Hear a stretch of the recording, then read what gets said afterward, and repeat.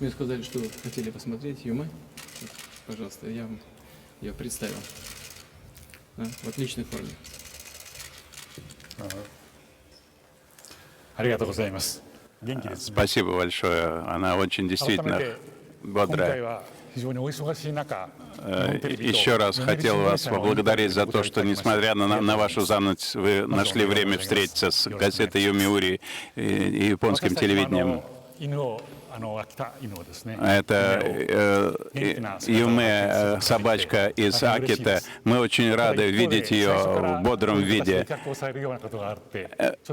Мы немножко испугались и даже удивились, что с самого начала будет у нас такая встреча. Правильно испугались, потому что она строгая собака. Ну, очень много народу здесь, видите, камеры работают, софиты светят, фотоаппараты стучат. Ну, и она как бы выполняет охранные функции. いつも大統領はああいう形で守って、 Я думаю, что всегда она вас так вот защищает. Да, так оно и есть. 今回は大統領として4回目の Это будет ваш четвертый визит в Японию в качестве президента. お忙しいと。 Мы видим, что вы очень заняты. Я в последний раз в качестве президента был, по-моему, 11 лет назад. Но потом, правда, приезжал в качестве председателя правительства России. Но с премьер-министром Абе у нас очень частые контакты, мы несколько раз уже виделись в этом году. で今回は安倍総理大臣のふるさとの山口 В 県で этот раз вы будете встречаться и проводить беседы на высшем уровне в его родной префектуре Ямагучи. Как вы, с чего вы ожидаете от этой встречи? Я вообще с большим интересом к Японии отношусь. Это общеизвестно. К истории, к культуре Японии. Поэтому мне, конечно, было бы интересно посмотреть, расширить свои знания о Японии. Я был в Токио, был еще в паре городов, но в этой префектуре не был никогда. И мне просто интересно, как это выглядит, чего там есть интересного. Ну, я уверен, что премьер мне подробно обо всем расскажет. 温泉もありますけど、温泉を Там есть и горячие источники. Вы любите горячие источники? Как-то я об этом не думал, но в принципе это интересно, конечно. 実は大統領は日本では柔道家としても非常にすでに有名に。 Мы также знаем, что вы очень известны в Японии как дзюдоист. И мы видели ваши выступления, как вы показывали свою технику в японском кодокане. ちょっと柔道の話を触りにさせていただきます。 Позвольте мне коснуться немножко дзюдо. もう尊敬をしている山下康弘さん。 Вы хорошо знаете и уважаете господина Ямасита, известного мастера. И мы с ним вместе провели интервью. Посмотрите вот видеозапись. Мы не только спортсмены, мы часто еще общаемся, встречаемся. Президент удивительный человек.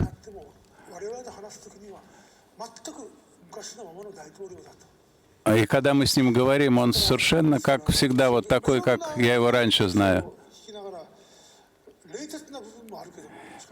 Есть, конечно, какие-то моменты такие некоторого холодного отношения, но в целом очень у нас теплые, хорошие разговоры.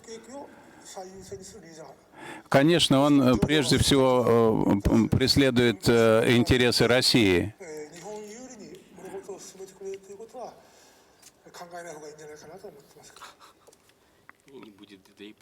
Но для Японии он тоже, наверное, что-то хочет сделать.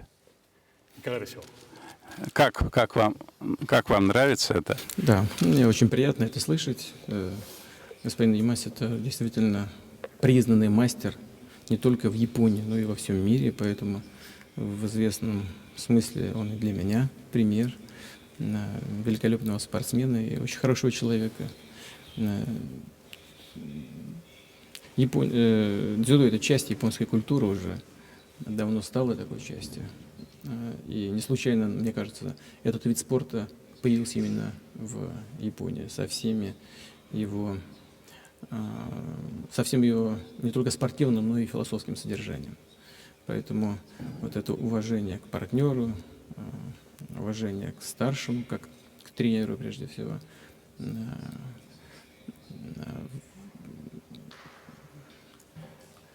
это очень, очень важно и дает хороший, позитивный такой очень заряд в отношениях с людьми и в других сферах, не только в спорте.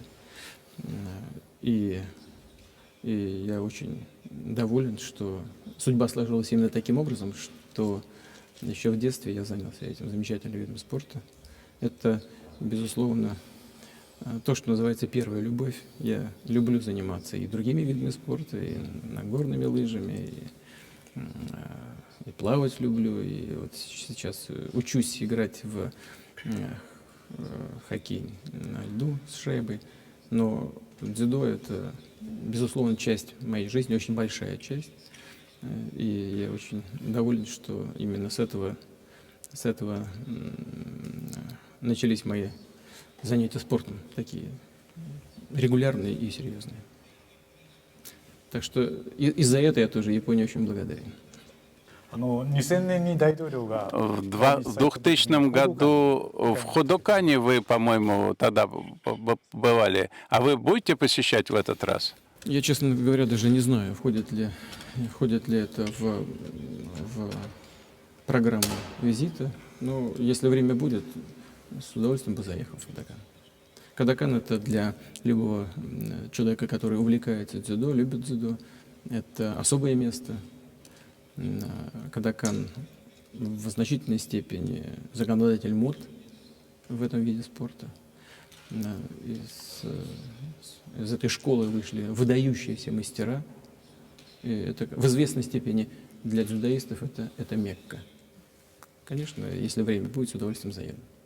後ほどまたもう一度大統領の人間像に迫る質問をさせていただきたいと思います。 Мы очень надеемся, что еще будут такие возможности у вас. 間もなく15日には Вот уже скоро вы, 15 декабря вы прибудете в префектуру Ямагучи, будете вести переговоры с премьером. Это будет 4-я встреча на высшем уровне в этом году. И тем более это будут родные места господина Абе. Я думаю, что вот такой формат встречи имеет очень глубокое значение.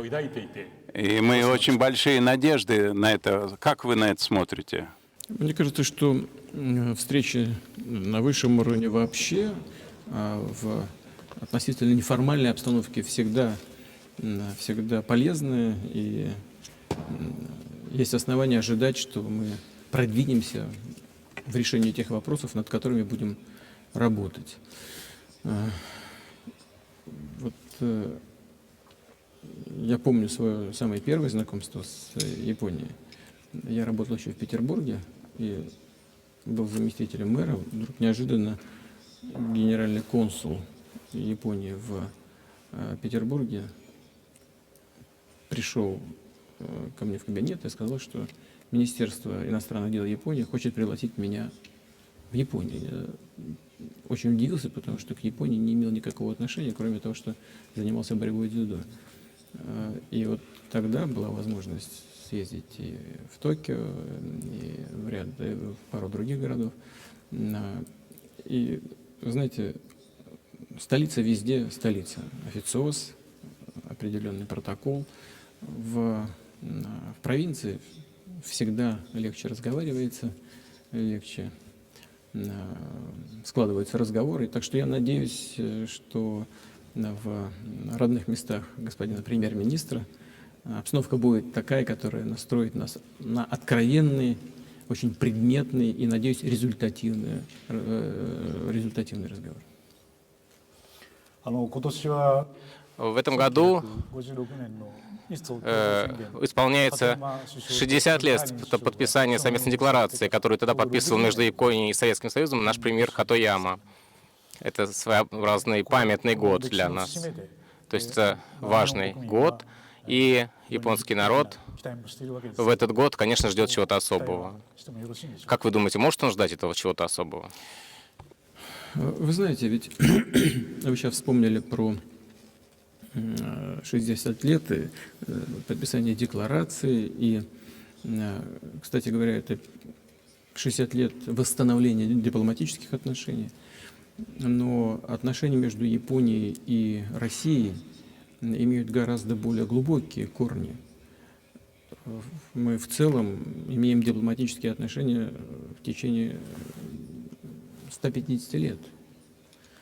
Это уже более чем 150 лет. Поэтому, мне кажется, нам не нужно вот такой экскурс делать только на 60 лет. Надо посмотреть глубже в века. Может быть, это даст нам возможность посмотреть на более отдаленную перспективу в будущем. Что касается этих 60 лет, то и вообще за эту историю, за эту более чем вековую историю у нас были разные отношения. Были и трагические страницы нашей истории, но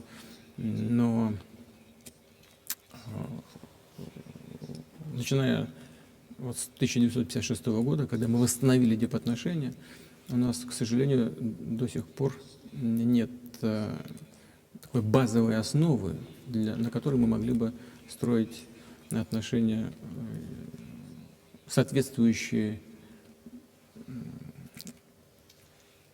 нашим желаниям и соответствующие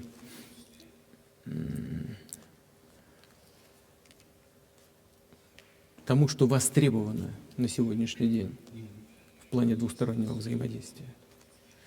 Мы в мире, в регионе Дальнего Востока, мы естественные партнеры. Но отсутствие мирного договора не дает нам возможности многопланово и многосторонне развивать наши отношения. Поэтому мы, разумеется, будем стремиться к заключению этого договора. Мы хотим полной нормализации отношений. Отсутствие мирного договора между Россией и Японией – это анахронизм, доставшийся из прошлого, и этот анахронизм должен быть устранен. Но как это сделать? Это вопрос сложный. Вы вспомнили про декларацию 1956 года, и в декларации были прописаны правила, которые подлежали исполнению с обеих сторон и которые должны были быть положены в основу заключения мирного договора. И там, если вы помните, если вы посмотрите внимательно текст этой декларации, написано, что мы сначала заключаем мирный договор, потом вступает в действие декларация, и 2 острова передаются Японии. Не сказано, на каких условиях передаются, под чьим суверенитетом это остается.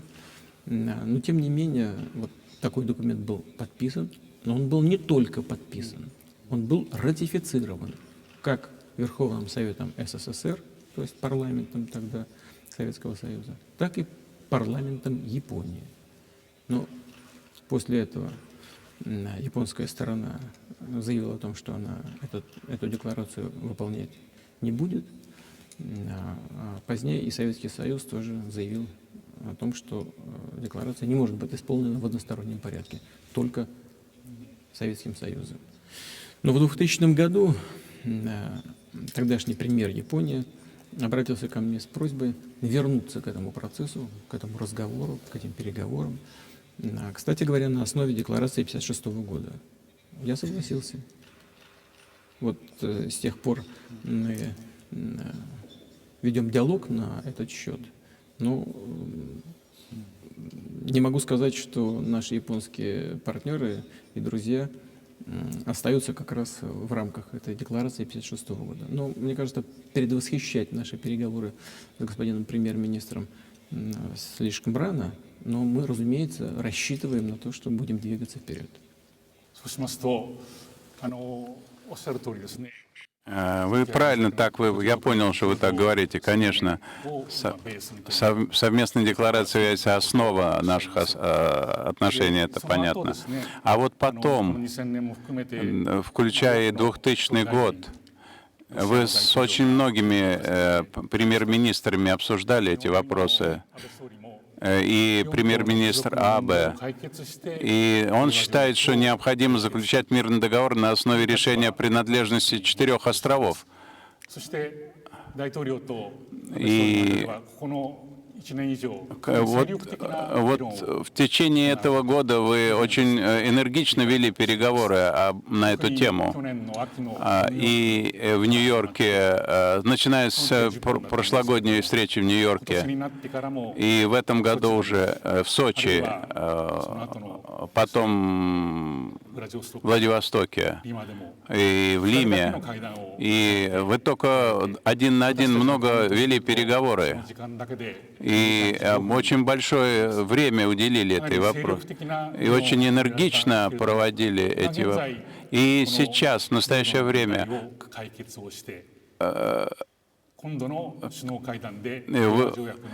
вот это переговоры на высшем уровне тоже, наверное, будут как-то вести к тому, чтобы приблизиться к заключению мирного договора. Конечно, мы будем к этому стремиться. Конечно, будем стремиться именно к такому результату. Но вы вспомнили сейчас про соглашение 1956 года. А я напомнил, что практически по инициативе Японии эти переговоры были позднее прекращены. И по просьбе моих японских коллег в 2000 году мы вернулись к обсуждению возможности заключения мирного договора на основе соглашения 1956 года. Но в соглашении 1956 года говорится о 2 островах. А вы сейчас сами сказали о том, что премьер-министр ставит вопрос о 4 островах. Значит, мы уже вышли за рамки соглашения 1956 года. Это совсем другая ситуация и другая постановка вопроса. Я думаю, что это не секрет. Я очень люблю Японию, японскую культуру, спорт, в том числе дзюдо. Но ничего обидного не скажу, если отмечу, что Россию я люблю еще больше. И вести переговоры, и господин премьер-министр, и я будем, исходя из наших национальных интересов, из интересов России, из интересов Японии. Мы должны найти компромисс. Мы должны понимать, что результаты той ужасной трагедии XX века, которая является Вторая мировая война, закреплены в соответствующих международных документах. И это очень тонкая вещь, как отрегулировать все спорные вопросы, не разрушая всего фундамента международно-правовой базы, возникшей в результате Второй мировой войны. Поэтому, еще раз хочу сказать, мы не можем предвосхищать хода и тем более результатов наших переговоров. Все, о чем мы говорим, досталось нам от событий, в результате событий 70-летней давности. Так или иначе, в течение этих 70 лет мы вели какой-то диалог на этот счет, в том числе насчет заключения мирного договора. Но очень бы хотелось, чтобы в ходе моей поездки в родные места господина премьер-министра мы вдруг достигли ясного понимания, как мы можем эту проблему решить. Если это произойдет, мы будем очень рады. Есть ли шансы? Ну, наверное, шансы всегда есть, иначе нечего разговаривать. Насколько они велики, мне сейчас трудно сказать, потому что это будет зависеть в том числе от гибкости наших партнеров. Я не политик, и я не дипломат, и я, конечно, не участник переговоров. Но, как гражданин Японии, один из граждан Японии, как простой гражданин, мне кажется, что вот именно этот момент, который сейчас мы переживаем, то есть вот это вот 60-летие этой декларации, И ваша ваша позиция внутри страны, внутри России, ваша поддержка более 80% россиян, которая вам оказывается, и более того, условие того, что сейчас правительство Абе тоже пользуется большой поддержкой в Японии, тоже этот фактор есть. Его поддерживает более 50%. Это достаточно большая цифра для Японии по опросам. Вот с учетом всего этого, и в особенности с учетом момента, который сейчас складывается, да еще плюс вот эти третьи, что ли, получается, условия, да? Условия того, чтобы решение было понято народами. Во всяком случае, если посмотреть на вопросы, которые проводятся в Японии, то раньше наблюдавшаяся закономерность вот о том, что должны быть возвращены непримерно именно 4 острова. Сейчас эта тенденция ослабла, и больше людей высказываются за то, что может быть возвращено и 2 острова. То есть это новое отношение японского населения. Мне кажется, все эти условия, и время, и поддержка населения, и мнение поддержка определенного решения. Мне кажется, все это указывает на то, что мы имеем нужные условия для решения этой проблемы именно сейчас. Я, как человек СМИ, вынужден, я только могу так это все интерпретировать. Если столько условий сложилось вместе, конечно, хочется ожидать того, что эта сложная ситуация, которая сейчас, я понимаю, из ваших слов пока еще имеется, чтобы она как-то была преодолена. Ну да. Вы заметили совершенно точно, и у господина премьер-министра, и у меня здесь на родине достаточно большой уровень доверия со стороны наших граждан. Но я лично для себя это трактую так, что я не имею права злоупотреблять этим доверием. И любое решение, которое будет найдено, должно соответствовать национальным интересам Российской Федерации.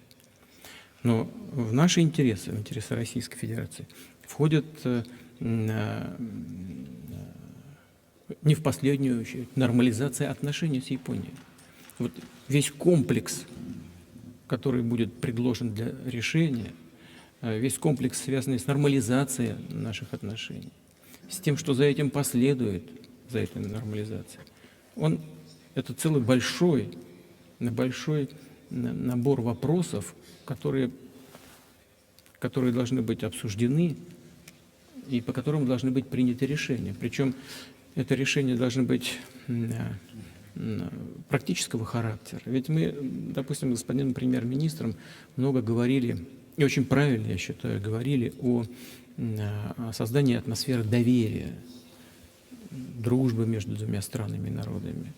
На почву вот этого доверия должны ложиться и наши договоренности по подготовке и созданию условий для подготовки мирного договора. Это, например, может быть достигнуто в результате масштабной совместной экономической деятельности, в том числе на Южно-Курильских островах.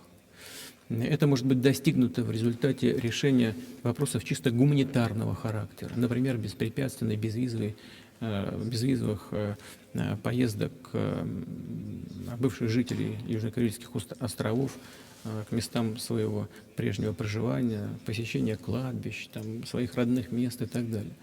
Вот это целый большой комплекс, который мы должны обсудить и по каждому из них принять решение.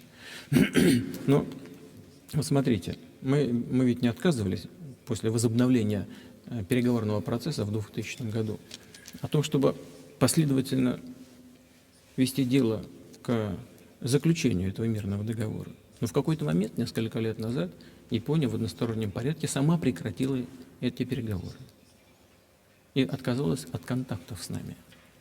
Это же не мы отказались от контактов с Японией. Японская сторона отказалась от контактов с нами. Первое. Второе. Япония присоединилась к санкциям против Российской Федерации. Как мы будем развивать дальше экономические отношения на новой, гораздо более высокой базе, на более высоком уровне при наличии санкционного режима? Вот я сейчас не хочу давать оценок тому, что могла или должна была сделать Япония. Это вообще не мое дело, это дело японского руководства. Но мы должны понять, насколько все наши договоренности в комплексе, насколько они исполнимы в рамках тех союзнических обязательств, которые взяла на себя Япония. Насколько велика степень самостоятельности в принятии этих решений, на что мы можем рассчитывать, к чему можем прийти в конце концов. Это все не очень непростые вопросы, и даже несмотря на те абсолютно очевидные позитивные предпосылки, о которых вы сейчас упомянули, а они действительно есть. Можно ли на 100% сказать, что мы вот прямо сейчас достигнем окончательной договоренности? Не знаю. Это еще вопрос, который требует очень серьезного обсуждения. Хотя, повторяю еще раз, мы искренне стремимся к этому результату. 日本はやはりG7 の枠の中にあります。その中にあって安倍総理は首相は、かなりプーチン大統領との話し合いを進めようと。Премьер Абе все время настаивает на том, что надо развивать диалог с господином Путиным. Ну вот, например, вы как сказали сейчас, свободные поездки, бывшие японские жители островов, чтобы могли посещать, или экономические деятели, бизнесмены, чтобы сделать сами вот эти связи более свободными. И на этой основе, может быть, развивать совместную деятельность хозяйственную. И это, конечно, будет связано с движением в сторону заключения мирного договора. Да, да. А вот что касается решения гуманитарных вопросов, это была инициатива господина премьер-министра. Он поднял этот вопрос на нашей последней встрече в Лиме и прямо меня спросил, не будем ли мы согласны со свободным доступом граждан Японии в безвизовом режиме решить вопрос так, чтобы они без виз могли посещать Южно-Курильские острова, посещать свои родные места. Я сразу сказал, что да, вполне возможно. Надо только, чтобы МИДы, Министерство иностранных дел, между собой решили чисто технические вопросы. Никаких политических ограничений я здесь не вижу. То же самое касается и вопросов экономического характера. Мы-то готовы, но я еще раз хочу повторить, в условиях, когда Япония присоединилась к санкциям против России, насколько Япония готова и в состоянии это сделать, не нарушая своих союзнических обязательств, мы не можем дать на это ответа. На это ответ может только дать сама Япония. Но мы должны это понять для себя точно, ясно представлять и иметь какие-то гарантии и сейчас, и на будущее.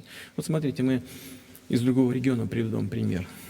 Мы договаривались о строительстве газотранспортной системы по дну Черного моря в Болгарию. Заключили определенные договоры технического характера, контракты на прокладку газовой системы. А потом Болгария создала такие условия, которые не позволили реализовать этот проект. Явно в ущерб своим национальным интересам. И, собственно, прежнее болгарское руководство это и осознавало, и признавало. Но мы им поверили когда-то, начали проект, в конце концов, когда выяснилось, что Болгария отказывается от этого проекта, не дает нам возможности его реализовать, мы вынуждены были тоже отказаться и понесли многомиллионные, несколько сот миллионов долларов убытки. Вот мы не хотим попадать вот в такие ситуации. Я сейчас не хочу говорить о нашем сотрудничестве с Японией. Там у нас, слава богу, таких проблем не возникало, но не хочется, чтобы они возникли в будущем. Поэтому здесь все должно быть заранее посчитано, обо всем мы должны заранее договориться, и не просто договориться, а закрепить эти договоренности в таких юридически обязывающих документах, которые были бы гарантией исполнения взаимных обязательств. Когда-то вы сами указывали на то, что надо использовать дух дзюдо для того, чтобы достичь решения вопроса по территориальной проблеме. Если сейчас вернуться к этой аналогии, то матч еще продолжается, да? То есть, допустим, в олимпийских правилах есть какие-то ограничения, что вот 5 минут, например, можно бороться только. Мы сейчас на каком периоде матча, на каком периоде сета находимся? Или мы уже вышли за дополнительное время? Нет, вот смотрите, я же говорил уже, мы вели переговоры, а потом японская сторона в одностороннем порядке эти переговоры приостановила. Теперь, по просьбе японских наших партнеров, мы опять вернулись к этим переговорам. Какая команда подается в этом случае в дзюдо? Вы знаете лучше меня, наверное. Йоши. Продолжайте. Вот мы будем продолжать. Тогда получается, что это вот команда, это совпадает с волей двух сторон, да, чтобы продолжать. И то есть какой-то остается еще путь, который не пройден, и мы не пройден до завершения матча, и мы пока не можем сказать, сколько этого пути нам осталось. Вы так представляете себе дело, да? Да, я думаю, что сегодня очень много вопросов, которые подлежат профессиональному анализу по линии самых различных ведомств, по линии политических ведомств, Министерства иностранных дел, по линии экономических ведомств, по линии ведомств, которые занимаются вопросами безопасности. Нам нужно все просчитать и все понять, о чем мы можем договориться и какие будут последствия, как для Японии, так и для России, с тем, чтобы и российский народ, и японский народ пришли к выводу, что эти компромиссы приемлемы и соответствуют интересам наших стран.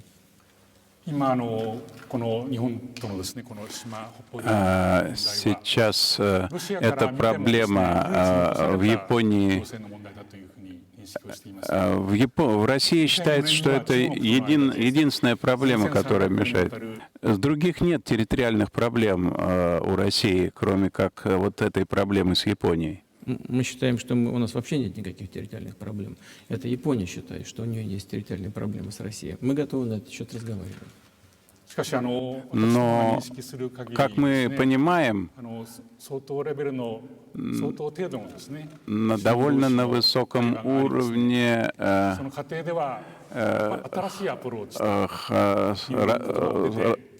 разговор продолжается, и какой-то новый подход ищется. Вот японский премьер-министр говорит о новом подходе, что нужен новый подход, что надо...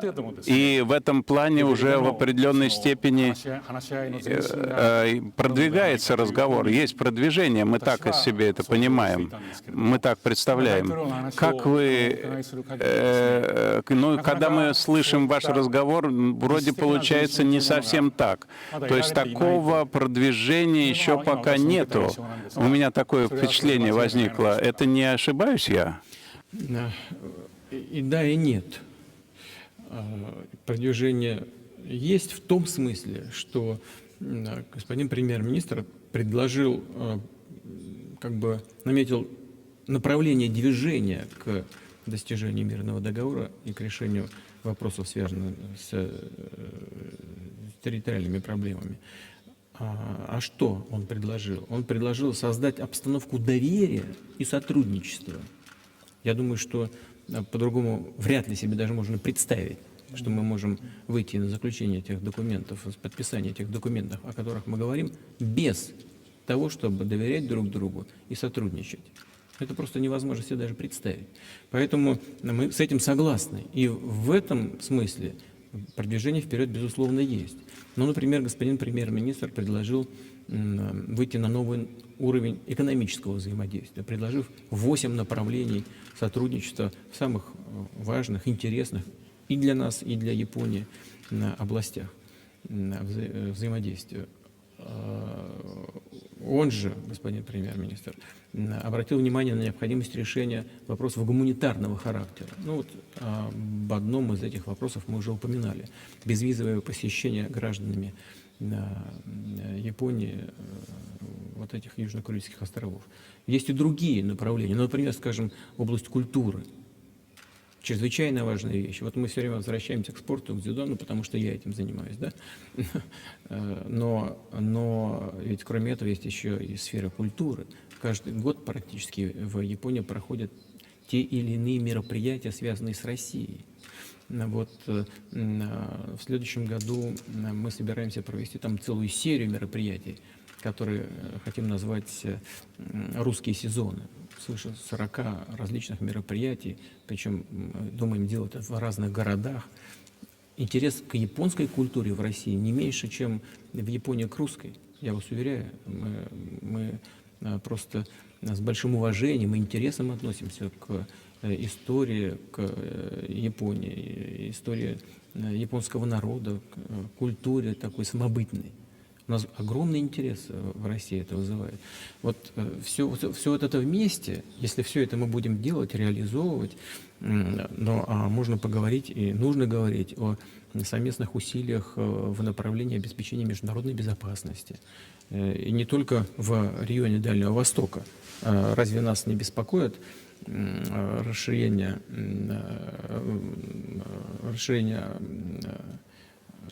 увеличение опасности, связанной с распространением оружия массового уничтожения, ракетных технологий, например. Это все представляет определенную угрозу для мира, для региона. Но у нас есть совершенно очевидные точки соприкосновения, которые касаются наших интересов. Вот если мы будем действовать по всем этим направлениям, мы создадим как раз условия, те самые условия доверия, о которых говорит господин Абе, для того, чтобы сделать еще один шаг, заключить мирный договор на определенных условиях. Но нужно сначала эту часть пройти, а потом уже договориться и об условиях заключения мирного договора. И то, и другое это непростые задачи, но они достижимы. Эти цели достижимы, а задачи решаемы. Господин президент, вот этот план, который вы сейчас вспомянули, план господина Абе, состоящий из 8 пунктов, это вы сейчас сами сказали, что это действительно, наверное, единственный реалистичный путь, вот такого рода сотрудничества, да, путь к решению проблем. То есть, считаете ли вы этот план, его реализацию одним из важнейших условий достижения соглашения по мирному договору? Вы знаете, это не условие, это создание необходимой атмосферы. Вот мы с Китайской Народной Республикой, с нашими друзьями в Китае вели переговоры по пограничным вопросам 40 лет. 40 лет. И там тоже были вопросы, связанные с определенными территориями. Значит, мы сегодня характеризуем российско-китайские отношения как отношения стратегического партнерства, причем даже особого стратегического партнерства. У нас никогда не было такого уровня доверия с Китайской Народной Республикой, как сейчас. Китай самый крупный наш торгово-экономический партнер в страновом измерении. Мы осуществляем огромные, многомиллиардные совместные проекты. Мы вместе работаем не только в Совете Безопасности Организации Объединенных Наций, что естественно, поскольку и Китай, и Россия являются постоянными членами Совета Безопасности ООН, но и в таких региональных структурах, как Шанхайская организация сотрудничества, как БРИКС, это же глобальная организация, и так далее, и так далее. Сейчас мы говорим о том, чтобы между созданной нами недавно на постсоветском пространстве организации Евразийского экономического союза мы сейчас ведем речь о том, чтобы заключить с Китаем соглашение о свободной торговле, так как мы это сделали недавно совсем с Вьетнамом. А дальше будем сопрягать, во всяком случае мы готовы к этому, китайскую идею экономического пояса шелкового пути с вот вновь созданной нашей региональной организацией. То есть, понимаете, насколько многообразны, многовекторны и глубоки стали за последние пару десятков лет российско-китайские отношения. И мы решили вопрос по пограничным вопросам. Это не вызвало никаких больших проблем, если сказать, вообще были какие-нибудь или нет, ни в Китае, ни в России. Хотя мы тоже пошли на взаимные уступки, на какие-то компромиссы. Но это компромиссы между дружескими странами. Мне кажется, что достичь компромиссов подобного рода на другой основе практически невозможно. И то, что предложил господин Аббе, это, на мой взгляд, может быть, даже единственный путь достижения цели, к которой мы все стремимся. А вы говорите о решении проблем по границе с Китаем и очень высокий уровень доверия с Китаем. Но с Японией отношения такого уровня не достигают. Вы это имеете в виду? Послушайте, я же только что говорил, вы сами об этом знаете. У нас с Китаем самый высокий двусторонний оборот, и мы все больше и больше либерализуем наши торговые отношения. А Япония ввела против нас санкции экономические. Вы понимаете разницу или нет?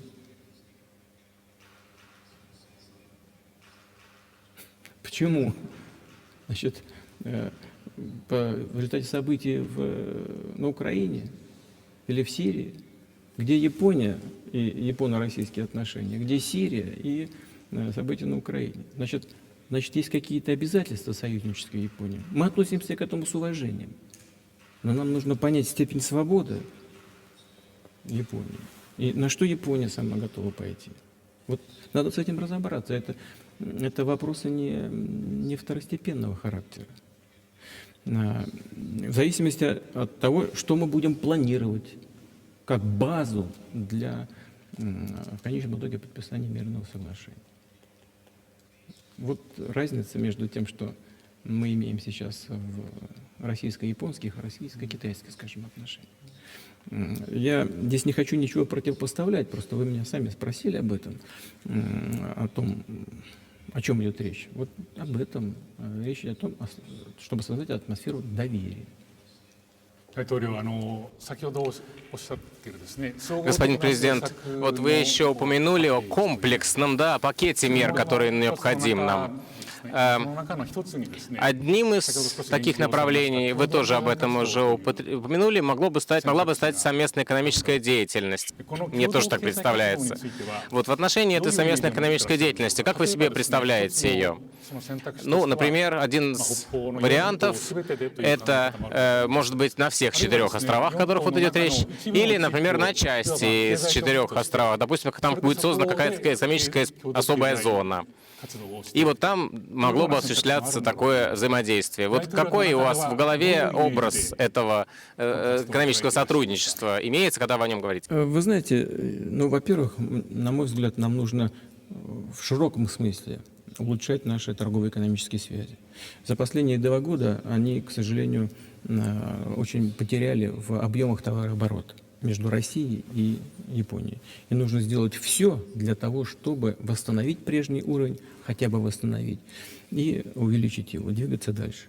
Мы, как я уже говорил, естественные партнеры, потому что, разумеется, без греха таить, мы заинтересованы в участии Японии, скажем, в развитии российского Дальнего Востока в целом, в получении технологий. И примеры хорошие есть, скажем, в автопроме есть хорошие очень примеры, в других отраслях. В сельское хозяйство японцы приходят с удовольствием.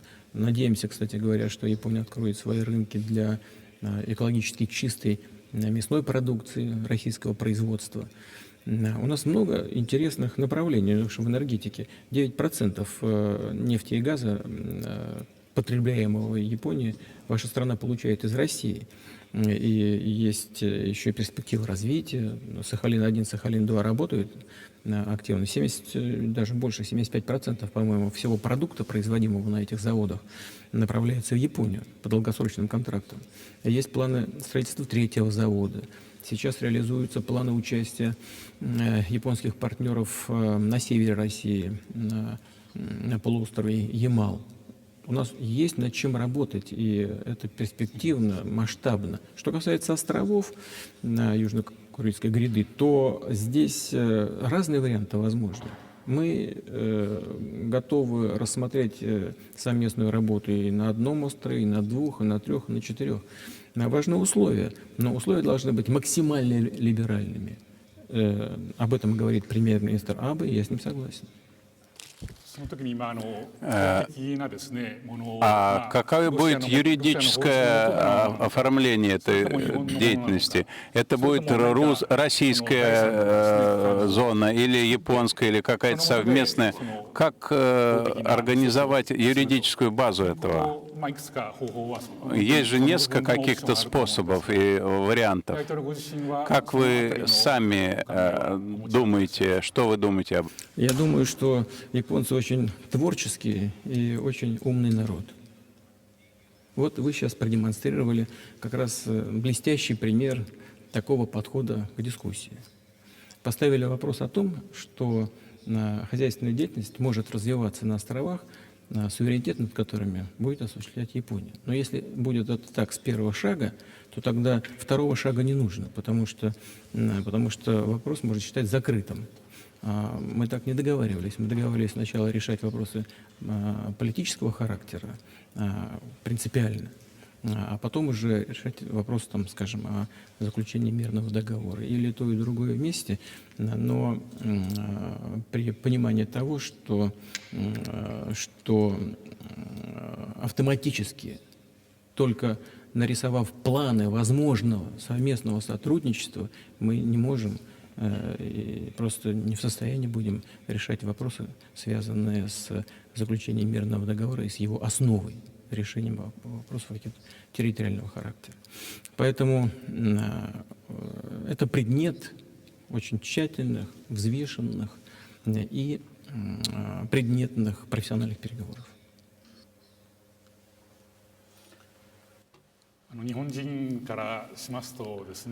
С позиции японца могу сказать, что, конечно, в совместной деятельности есть плюсы для Японии, очевидные.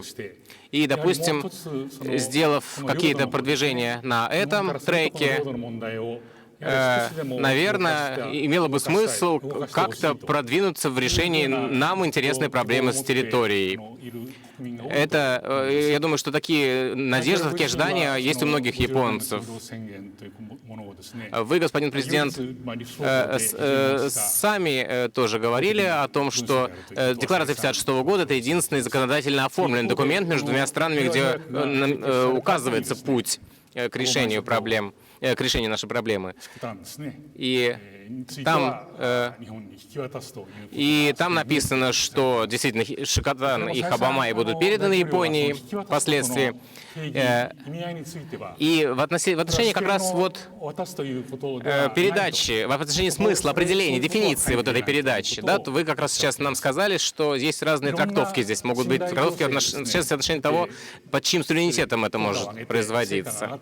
И я думаю, что если совместная деятельность принесет свои плоды, да, если это получится, то в какой степени могла бы тогда быть решена проблема, вот именно как оформить передачу? То есть под чьим суверенитетом могли бы быть переданы эти острова, например? Сейчас об этом рано говорить. Вы все время ссылаетесь на декларацию 1956 года. Но Япония же отказалась исполнять эту декларацию. Понимаете, если премьер-министр, если кабинет министров Японии вернется именно к такой формулировке, тогда мы будем обсуждать. Если вы внимательно посмотрите декларацию, там есть статья 9, то вы увидите, что там говорится о передаче, но не написано, под какой суверенитет, не написано, на каких условиях. Там очень много вопросов. Даже в рамках декларации 1956 года еще нужно много и много работать. А если японские партнеры выходят за рамки декларации 1956 года, то это вообще отдельная тема. Но для того, чтобы подойти к решению таких острых и давно назревших вопросов, я бы согласился с премьер-министром, нужно создать атмосферу доверия, дружбы и сотрудничества между нашими странами. И мне кажется, что начать нужно именно с этого. 日本との関係において、Касаясь 4 островов, премьер-министр Абе この10年で、говорит, что, может こ быть, の回数お会いになって、で名前で呼び合う関係にあって、信頼がかなりあるんです。 что у нас за последнее время отношения во многом 4島の帰属と улучшились. 平和条約の交渉なんですが、 А если говорить о переговорах относительно мирных договоров в контексте 4 островов, お二人いらっしゃる間に、 вы когда вдвоем встречаетесь, するというような и пока вы находитесь на посту премьера и президента, 用意した脚本 вы стремитесь 先ほど加瀬さんも создать какое-то условие для 国民の絶大な решить проблему. Вы говорили, что раньше, что вы, 強い政権です。 да, имеете большую опору в российском обществе, но и в то же время вы стремитесь к тому, чтобы решить проблему. Как вы именно думаете? Конечно, мы стремимся, мы говорим это искренне, потому что мы заинтересованы в закрытии всех проблем прошлого в отношениях с Японией. Нам ничего не должно мешать двигаться вперед. Это входит в один из наших национальных приоритетов российских. Мы этого хотим, мы в этом заинтересованы. Но ставить какие-то временные рамки, которые ограничены сроком моих полномочий, сроком полномочий господина премьер-министра, мне кажется, это было бы не профессионально, потому что мы должны говорить не о сроках нашего пребывания у власти, а о качестве возможных договоренностей. Это первое. Второе, я уже об этом сказал, да, доверие достаточно высокое и в России к действующему президенту, в Японии к премьер-министру. Но я, например, для себя считаю, что я не имею права злоупотреблять этим доверием. Я уже об этом говорил. Но, конечно, разумеется, каждый из нас хотел бы достигать каких-то крупных результатов в ходе своей профессиональной деятельности. И если получится у нас с господином премьер-министром, я знаю его позицию, что он хотел бы в рамках своих полномочий завершить этот процесс. Мне бы тоже очень хотелось добиваться не только на японском направлении, но и на других направлениях, во внутренней политике, в экономике, в международных делах, каких-то значимых, серьезных результатов для своей страны. Я, разумеется, буду к этому стремиться. Получится или нет, я пока не знаю. Спасибо. Я хотел бы, чтобы вы честно сейчас ответили, простите. 安倍総理大臣自身をどのように評価されますか。タフネゴシエーターなんでしょうか、それとも良きパートナーとしての認識をお持ちなんでしょうか。 Вы его воспринимаете как хорошего партнера, господина Абе? Как вы его рассматриваете, как вы его цените? Как своего друга, как хорошего партнера? Мне представляется, что господин премьер-министр, во-первых, высокий профессионал. Это совершенно очевидно. Он, безусловно, очень любит свою страну. И видно, что он нацелен на защиту ее интересов. Очень прагматично подходит к этому. И в моем представлении он очень надежный, порядочный партнер, с которым можно договариваться о конкретных и очень серьезных вещах. Вот, основываясь на таком понимании, намерен строить отношения в будущем с господином премьер-министром, в том числе и по самым острым и ключевым вопросам нашего сотрудничества. Господин президент, хотел бы еще один вопрос задать о наших отношениях. Вот в России есть такая известная пословица, как я узнал: «Тише едешь, дальше будешь». Точно, exactly. Вот дальше будешь. Это понятно, что такое. Это укрепление наших отношений, их развитие. А вот первая часть «тихо едешь» — это что для нас значит? Как нам это представлять себе? Если вы хотите понять смысл этой поговорки, то она призывает к тому, чтобы не спешить в принятии серьезных решений. Аккуратно, не спеша можно добиться наибольшего результата и лучшего качества. И это не пословица, направленная на какой-то саботаж в достижении цели. Это не направлено на то, чтобы делать вид, что кто-то стремится к цели. На самом деле этого делать не собирается. Нет. Это призыв к качественной работе без всякой спешки и суеты. わかりました。 Спасибо. 日露関係から Спасибо. 少し Теперь 視野を広げてですね、 хотелось бы пошире немножко отойти от российско-японских отношений, задать другие вопросы. Вот отношения с Соединенными Штатами. トランプさんが Сейчас вот будет новым президентом господин Трамп. 大統領ご自身は11月の14日に И вы 14 числа уже имели с ним беседу по телефону. Какое у вас впечатление от него? Как вы на него, как вы рассматриваете его? Я имел с ним беседу только по телефону, а господин Абе встречался с ним лично. Поэтому у него лучше спросить, какое впечатление избранный президент США произвел на премьер-министра Японии. Но хорошо известно, широко известно, что избранный президент Соединенных Штатов публично выступает за нормализацию российско-американских отношений. Мы не можем этого не поддерживать. Мы, разумеется, за это. И, как я уже говорил публично, мы готовы, понимаем, что это будет непростая задача, имея в виду ту степень деградации, в которой находятся сегодня российско-американские отношения.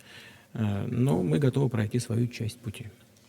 大統領は教書演説の中でもですね、 Вы в своем послании сказали, что вы готовы устанавливать отношения, развивать отношения сотрудничества с новым администрацией Соединенных Штатов. その意味でですね、 В этом смысле, в каких областях, в каких направлениях вы готовы сотрудничать с Соединенными Штатами? В сфере международной безопасности, имея в виду, что Соединенные Штаты и Россия остаются крупнейшими ядерными державами.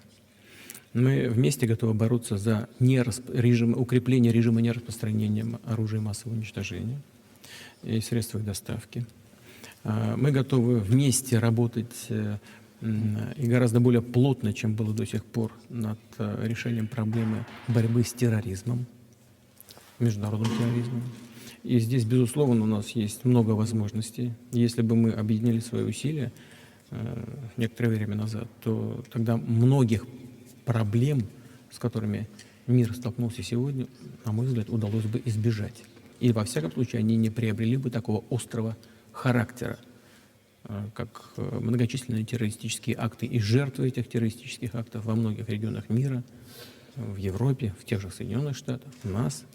Не было бы и такой острой проблемы с беженцами. Я нисколько в этом не сомневаюсь. Затем, конечно, еще одна сфера деятельности – это экономическое взаимодействие между Россией и Соединенными Штатами.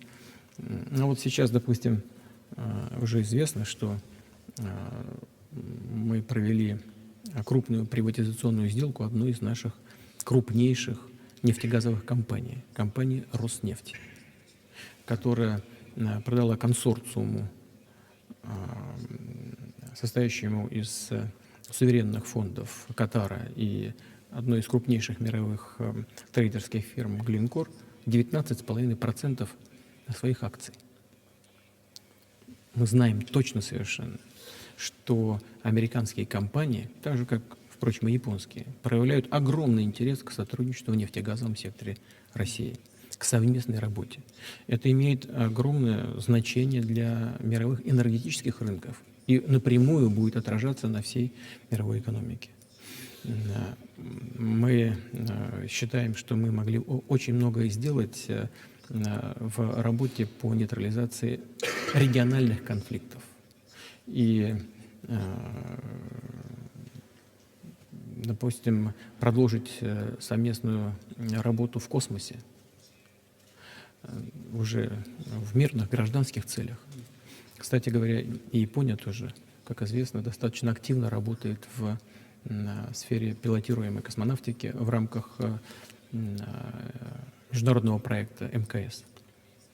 У нас много других направлений, и уверен, что каждый из них представляет интерес как для народа Соединенных Штатов, так и для российского народа. Нужна только добрая воля, и нужно переходить к работе с учетом интересов друг друга. На мой взгляд, это обязательное условие. Насколько я себе представляю, избранный президент Соединенных Штатов как раз и готов к такой совместной работе. Но какова будет реальная практика, мы пока не знаем. Нужно дождаться его вступления официально в должность и формирования администрации. Мы прекрасно отдаем себе отчет в том, что и за эти годы сложилось немало людей, которые скептически относятся, так скажем, осторожно к развитию российско-американских отношений. Но интересы глубинные, фундаментальные интересы Соединенных Штатов и России требуют нормализации наших отношений. Я сейчас вас послушал, а вот если сравнить с президентом Обамой, я чувствую, у вас большой настрой на то, чтобы с новым президентом развивать отношения. Вы не планируете в ближайшее время с ним непосредственно встретиться и обсуждать все эти вопросы? Вы знаете, у нас и с действующей администрацией были намерения также развивать отношения, но как-то они не очень сложились по ключевым направлениям. Но, на мой взгляд, не по нашей вине. Я сейчас не буду перечислять весь набор проблем, которые возникли за последние годы. Но вот прямо в ходе решения текущих вопросов. Ну, например, наши американские коллеги внесли предложение по сирийскому регулированию. А потом вдруг на площадке ООН заявили, что они не собираются с нами ни о чем разговаривать. Надо вообще понять, чего хотят люди в одном ведомстве Соединенных Штатов, в другом ведомстве, есть ли какая-то общая позиция. И так было неоднократно по очень многим направлениям нашего взаимодействия. Есть и фундаментальные вопросы, связанные с тем, о чем говорил действующий пока президент Обама. Я имею в виду его тезис об исключительности американской нации. Я скептически отношусь к этому тезису. Безусловно, Соединенные Штаты и американский народ — это великая страна и великий народ. Сомнений нет. Никто на этот счет не спорит. Но говорить об исключительности, мне кажется, это совершенно избыточно, и это создает определенные проблемы во взаимоотношениях. И не только с Россией, как мне представляется. Что касается избранного президента, у него свой взгляд на вещи, тоже вполне естественно. И надо сказать, что вот его стремление, его тезис о том, чтобы сделать США снова великой страной, мы еще должны понять, как он раскроет этот свой тезис. Но надеемся, что здесь не будет никаких проблем для развития нашего сотрудничества. Что касается встреч, то, мне кажется, нужно дать избранному президенту возможность хотя бы сначала сформировать администрацию, вступить в должность, а потом уже говорить о встречах. Мы готовы в любой момент. Здесь с нашей стороны нет никаких проблем. Но мне думается, что сейчас сложный этап формирования новой администрации. Нам нужно набраться терпения и подождать, пока это будет сделано. Вы сейчас упомянули о экономических санкциях. Естественно, в отношениях между США и Россией это важная тема. И у вас есть какие-то особые ожидания в этой связи со сменой администрации? Это вопрос не только в отношениях между Россией и США. На мой взгляд, вообще любые ограничения в сфере экономики, продиктованные конъюнктурными политическими соображениями, крайне вредны для мировой экономики в целом. Это разрушает единство и правила игры.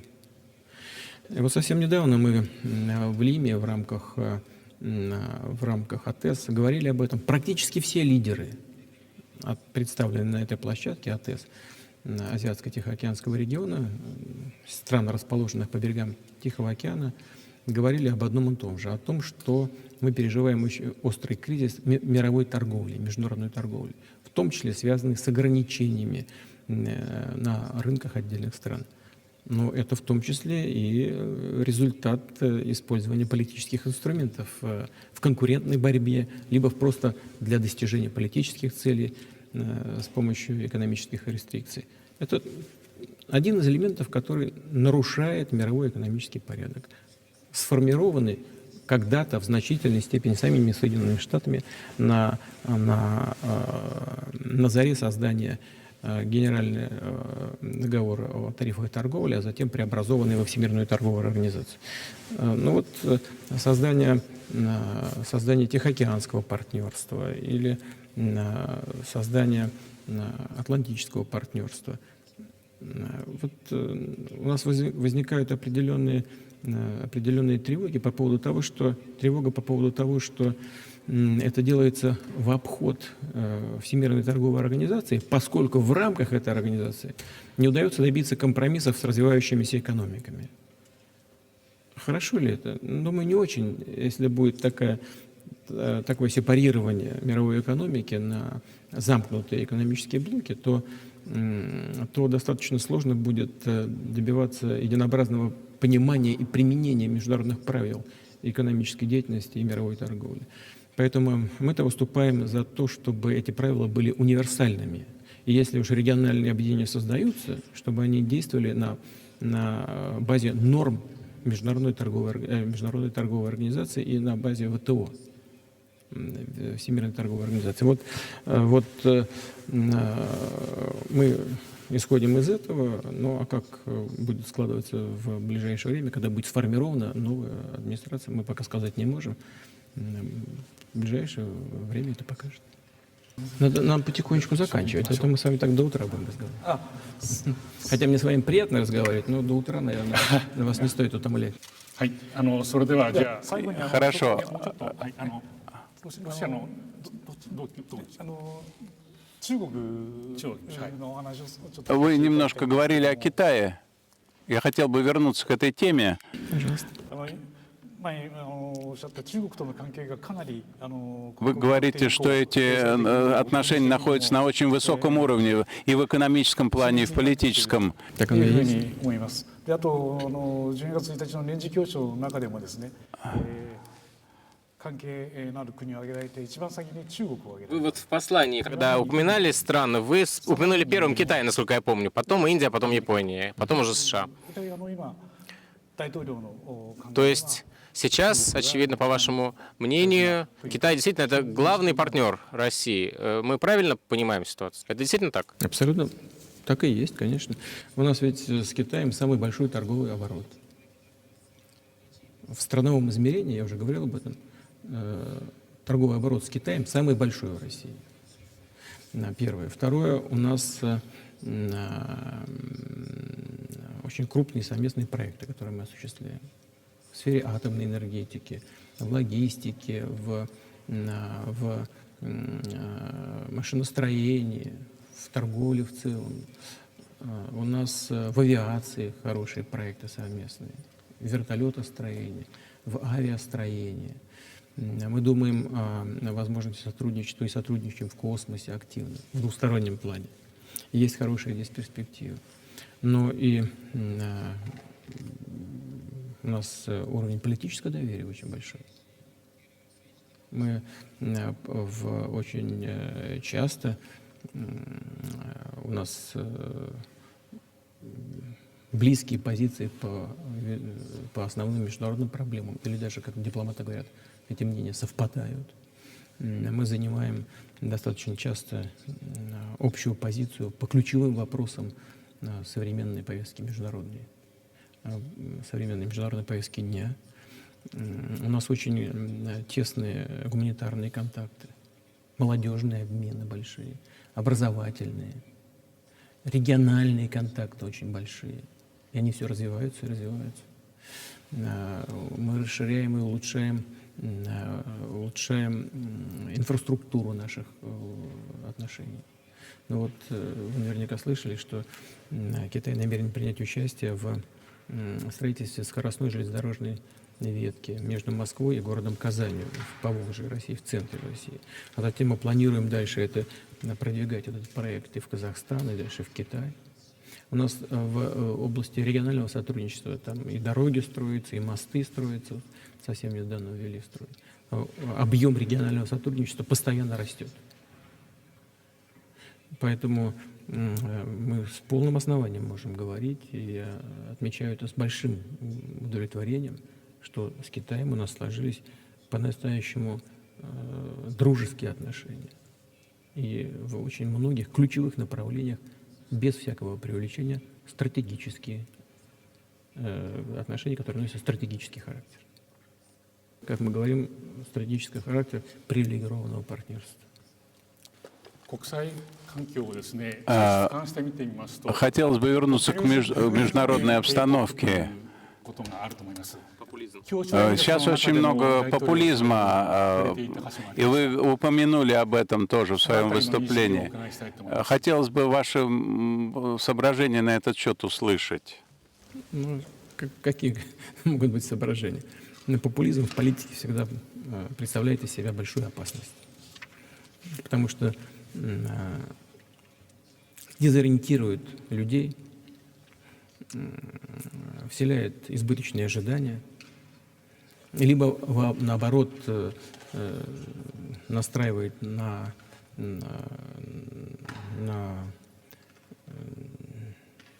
работу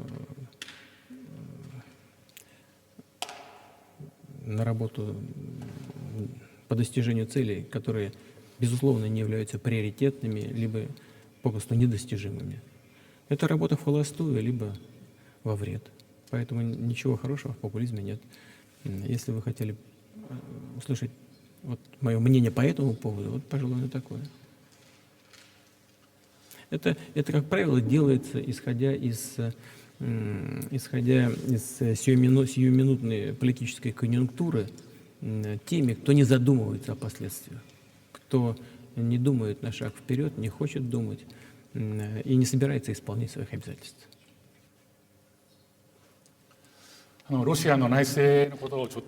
Хотел бы еще задать один вопрос по российской внутренней ситуации. В 2018 году предстоят президентские выборы. Сейчас вы пользуетесь огромной поддержкой среди россиян. Почему, как вы думаете, вам удается достигать такой высокой поддержки? Мне интересен был бы ваш анализ, особенно то, что молодые люди вас поддерживают. Ну, наверное, нужно спросить у тех людей, которые оказывают мне такую поддержку. Думаю, что люди видят, что я работаю напряженно, открыто, честно и искренне стремлюсь к достижению тех результатов, которые нужны стране. Полагаю, что видят также и то, что не все удается сделать. У нас люди умные, наблюдательные, но полагаю, что главным является искреннее стремление к максимальному результату,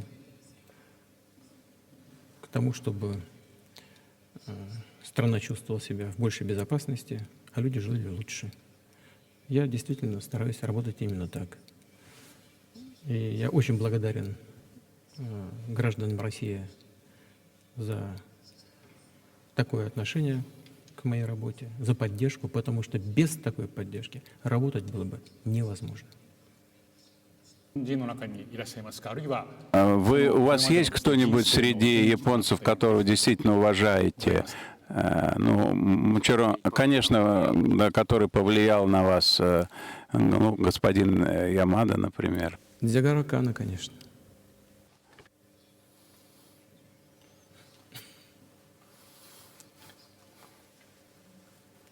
今でも銅像がご自宅に У вас его есть бюст или есть его какой-то статуя? У меня и несколько портретов есть Дзигаро Кано, есть и бюст. Очень красивый.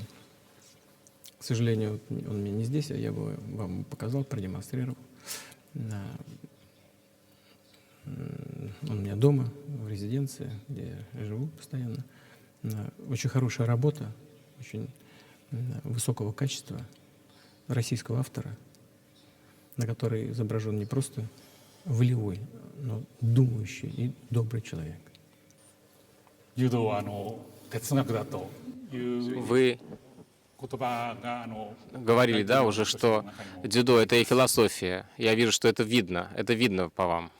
Это не по мне видно, это видно по дзюдо и по тем, кто его любит. わかりました。 Понятно. 最後の方になりますけれども、 Если можно, один вопрос. 改めてですね、今Последний, この да. 訪問を間近 Вот に控えている в 中で преддверии визита в Японии, может быть, у вас будет какое-нибудь послание, какой-нибудь месседж 何かありましたら、 нашим гражданам? Если у вас есть какое-то слово, с которым вы хотите обратиться к японцам перед своим посещением, вы могли бы его нам сейчас сказать, пожалуйста? Знаете, что я хочу сказать? Что у нас, к сожалению, много нерешенных проблем. Но огромное количество людей в России знают Японию, любят Японию. И вне зависимости ни от чего. Я уверен, что мы когда-нибудь точно решим все наши проблемы. Но вне зависимости от того, когда это будет. Уже сегодня есть тяга миллионов, без всякого преувеличения, миллионов людей, живущих в России, и, мне думается, миллионов людей, живущих в Японии, тяга к познанию друг друга, к сотрудничеству друг с другом, к обмену полезной информацией и искреннее желание к разрешению всех проблем, которые до сих пор еще пока не решены. 国民の一人として日本 Как один из граждан Японии, я очень желаю вам, чтобы ваш визит прошел успешным. И большое вам еще раз спасибо за то, что вы нашли время для нас в своем занятом графике. Мы надеемся, что визит будет очень полезен для двусторонних отношений. Спасибо.